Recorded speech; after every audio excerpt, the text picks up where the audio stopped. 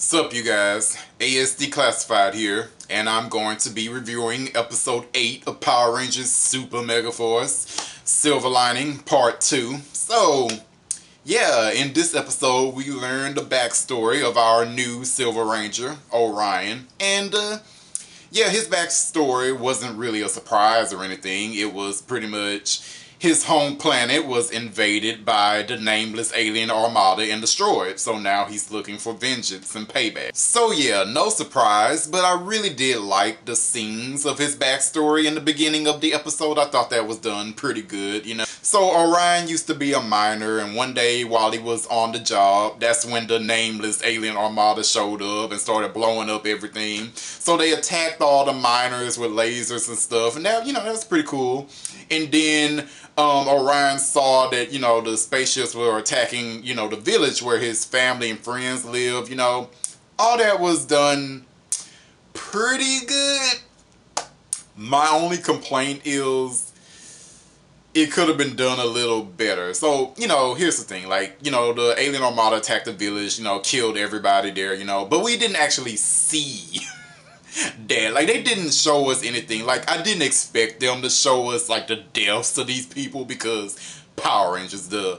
But they didn't show anything. Like, they didn't show, like, the armada blowing up their homes. You know, they didn't show the people in the village running or anything. Like, they didn't show any of that. Like, they could have at least showed that. I mean, they showed the miners getting shot at, which, again, you know, that was cool. But, you know, you got to show the villagers getting shot at, too. You got to show their houses being blown up. I felt that would have added more to, the emotional pool if they had done that. But, you know, they didn't.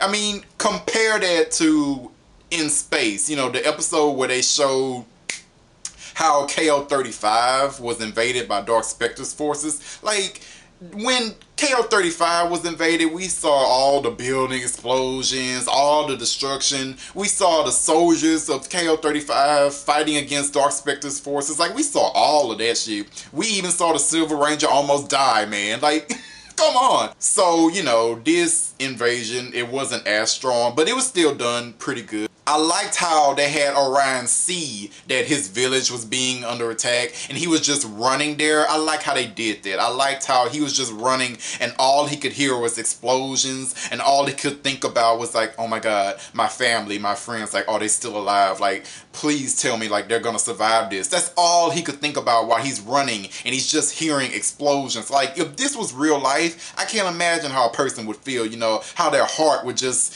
be beating and just like about to break, just thinking about their loved ones and being like, please be alive, please be alive, please be alive, you know, while I'm running to you and I don't know what's going on and all I can hear is boom, boom, boom. Like, that is some good stuff. And then when he gets there, he sees nothing. Like, everything is gone, you know, and he just breaks down. Like, that is actually some pretty good writing there, you know.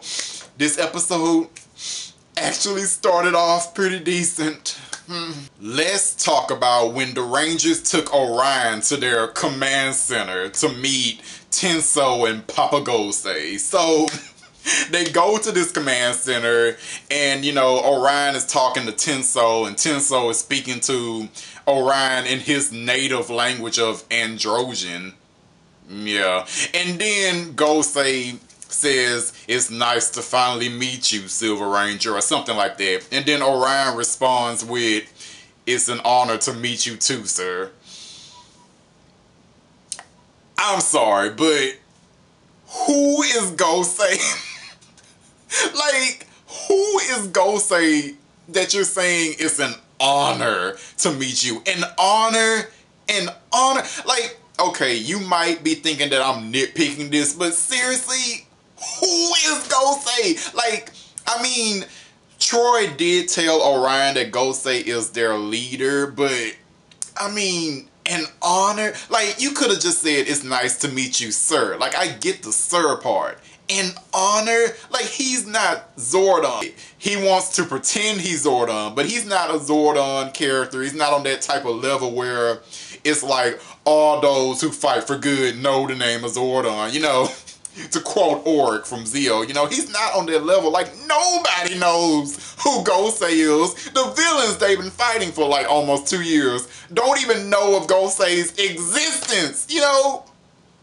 Everybody knew who Zordon was. Good guys, evil guys. Zordon knew almost everybody in the universe.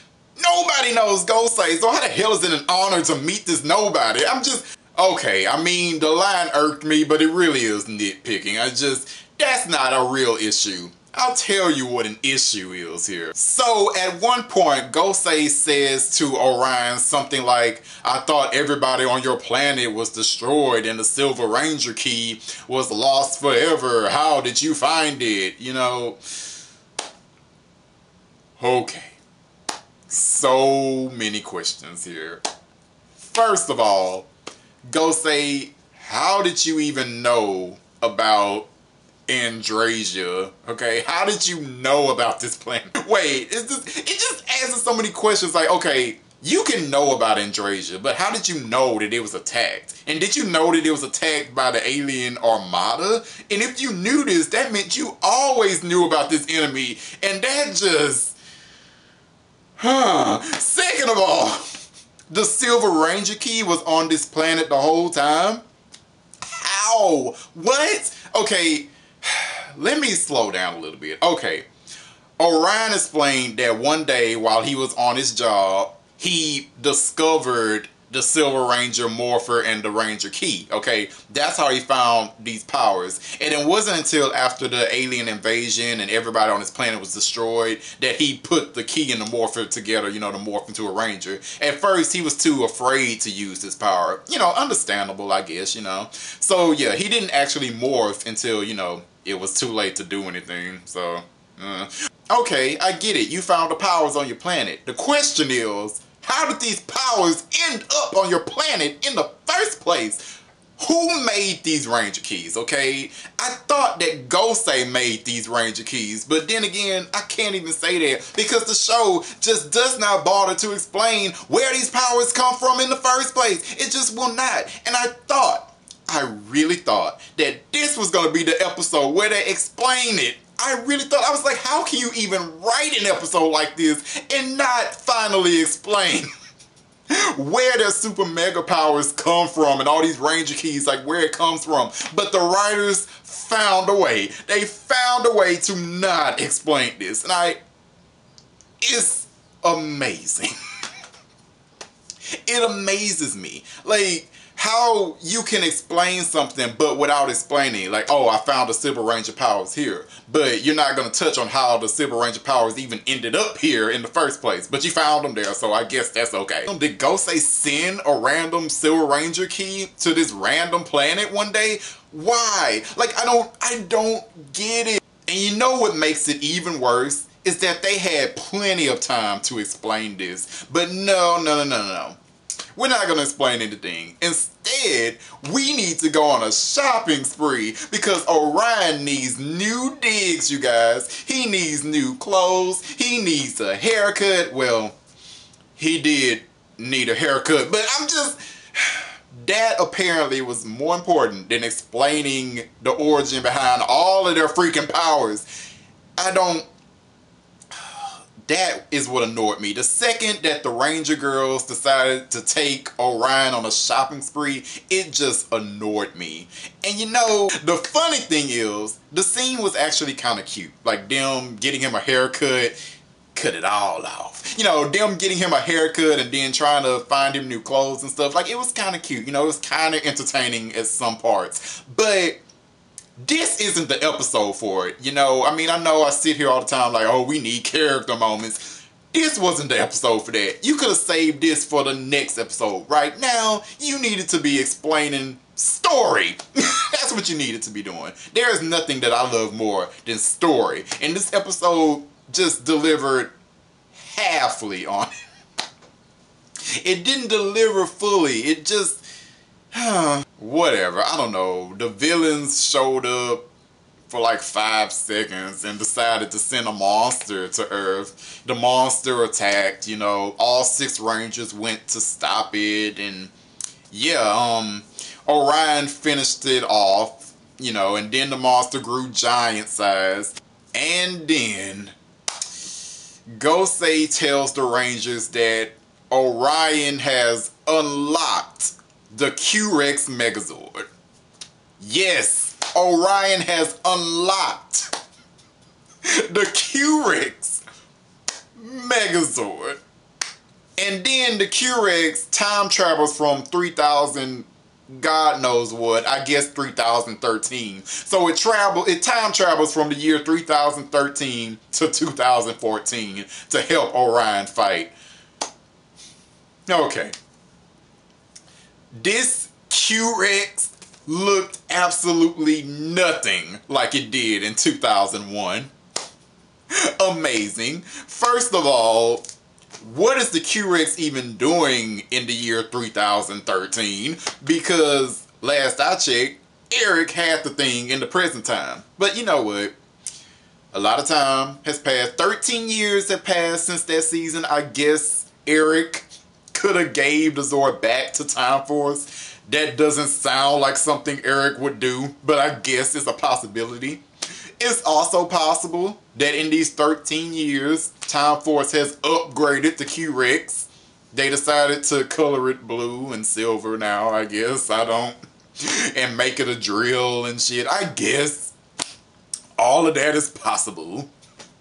But the thing that irks me the most is not the time travel or its looks. The fact that Gosei said Orion unlocked the Zord. What does that even mean? Unlocked it? Was it sealed away somewhere? What does that mean? Is unlocked code for Gosei hacked into the Time Force computers and stole their Zord?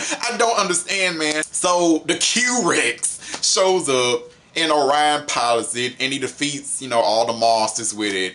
Huzzah. Like, this episode, man. This episode started off pretty good because I did actually like Orion's backstory and stuff. It's just, I was really hoping that they would finally explain something. Explain where these Ranger powers came from. But nope. Nobody nope. So that really just pissed me off. It really just took away like most of the enjoyment from this episode. So I give up.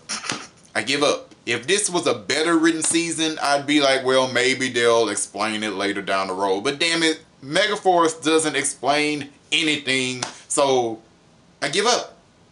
I give up.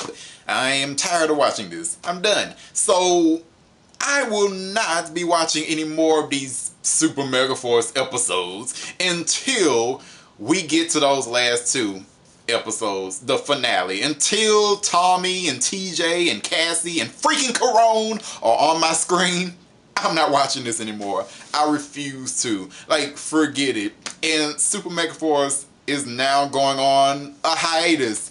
Good. I don't care. I'm just not watching this anymore, man. I'm done.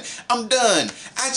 I need storytelling. I need it. I can't just be watching these people fight with flimsy stuff going on every week. I'm sick of it, man. I'm sick of it. I'm sick of it. So, yeah, if you watched today's episode, what did you think of it? Did you like it? Did you hate it? Did you think it was meh? Let me know in a comment. I'm just done. Alright, later you guys. Jamata.